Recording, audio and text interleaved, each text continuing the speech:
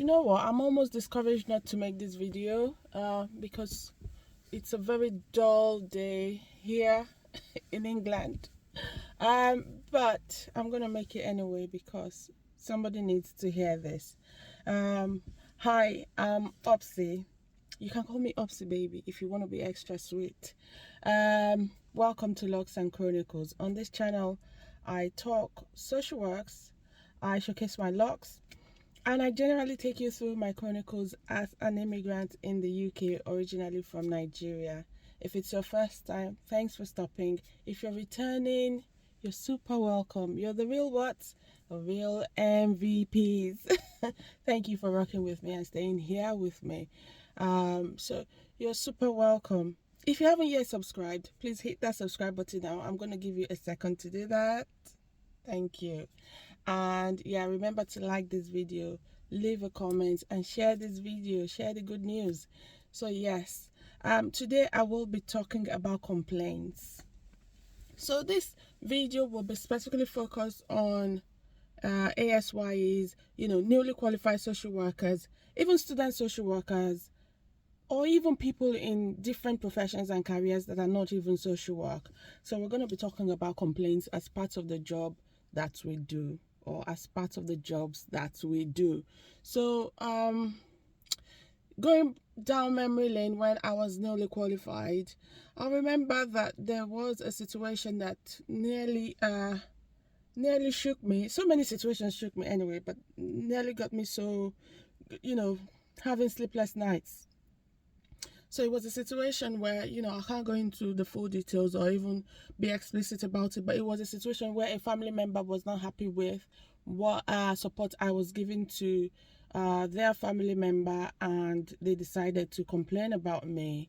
They also decided to report me to the MP, which was what made me, I was kind of flabbergasted, like, why why does it have to go all the way to the MP? Like, you could just let me know what I'm doing wrong, let my manager know, let my service know, whatever. No, they complain to the service, they complain to my local authority, they complain to the MP.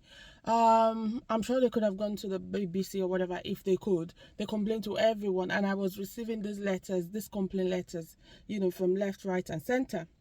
But the very good thing at that time was that I had a very good manager. He was a fantastic manager. And the first thing that, he went through with me was to reassure me that I'd done the right thing. I was practicing in the right way. I'd not broken any code of ethics. I'd not done anything wrong, basically. I'd done nothing wrong. So he went through notes and everything with me just to make sure that, I was practicing lawfully and I was doing the right thing with the patient. And then he gave me reassurance, and he told me, in your career, you're going to have this a lot. People are going to report you. People are going to complain about you. You can't, even when you try your best, the people we work with sometimes are going to just be disgruntled. You're going to try because, that's the job we do. We're very empathetic. We're very, we like to put our all into things, but you're not going to be able to please everyone. He gave me that reassurance, and he said, this is going to be the first of many. So get ready for this and you're going to be fine. So in the end, the complaints procedures were all followed. As a matter of fact, he reassured me that I did not need to respond to the MP, so I did not. But when the local authorities complaint procedure was followed, and they went through all of this in detail, and they combed through the notes and checked everything that had happened, spoke to the patient, the complaint was closed. It went nowhere because there was no wrongdoing, and I was just having anxiety about this just because I received that's, I'm going to complain about you, and all of this was coming from everywhere. All the complaints coming from everywhere. I was quite scared, and I was new. So this is why I'm doing this video to especially those of you new in your profession, new in your career, newly qualified social workers, student social workers. It's very likely that in your career people are going to complain about you, but what's even more likely is that people are going to tell you, I'm going to complain about you. And when they say that to you, it kind of makes you not balance. It just kind of affects your equilibrium. Like, oh, what have I done? What have I done wrong? And I just want to tell you things that you need to do when someone says, I'm going to complain about you, or when someone complains about you. First of all, acknowledge that you are not perfect. So you may have done maybe not your best, or you may have made mistakes. At the end of the day, we practice under strict guidance, but there are times where things may not be up to standard. And if that's the case and you've made a mistake, please own it, apologize. Obviously, don't be exposing yourself by doing all of this on your own. You need to be carrying your manager along. Hopefully you have a manager that will listen, or your supervisor. Make sure that you're carrying them along, because they've got good insights. They've been there, probably they've had that kind of experience before, and they will be able to advise you. Use supervision, to talk through things like that. And if you need to speak to them outside of supervision, make sure you're doing that. So yeah, if you've made a mistake, if you need to write a letter, if you need to apologize verbally, just do that. Make sure that you recognize when you're wrong, and you're able to take steps to correct it if you can. And what you must never do is to try to hide it. Don't ever try to hide your mistakes, or try to sweep it under the carpet. Don't do that. It's not cool, it's not nice. Don't do it. So yeah, and another thing you mustn't do, you mustn't ask somebody not to complain about you. If they want to complain about you, you have to share with them the complaint procedure and let them know this is how they can formally make a complaint against you or against your service. Remember, you're representing a profession, so I wouldn't be taking it personal, like this is friendship or relationship. No, it's business, it's career, it's job, it's your job. So don't ever try to beg them or plead that they shouldn't complain. No, you must be open and honest. You must show them how to complain. You have to give them the complaint procedure, and make sure that they can follow the formal complaint procedure if that's what they want to do. Obviously, I've said if it's something that you've done wrong, own it and try to make it right. If you can, involve your manager.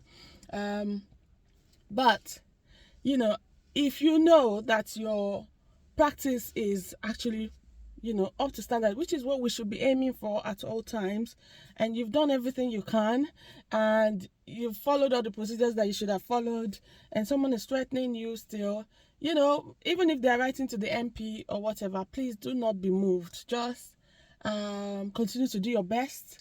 And you have to bear in mind that sometimes actually you haven't done anything wrong, and there are instances where people will just not like you. They just will not like you. They just don't like the way you look. They just don't like the way you talk. They just don't like you as a person. It might not even have anything to do with race or the fact that you're black. It might in some cases, but it doesn't necessarily have to do with race or your color or you being black.